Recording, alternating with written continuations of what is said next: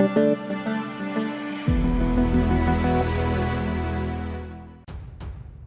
to hard reset OnePlus Ace. Step 1. Start with turning off the OnePlus Ace using power key. Step 2. Hold down volume down plus power button, but let go of the power key when the OnePlus logo shows up. Step 3. Select English language position from the list and the recovery menu will be on the screen then.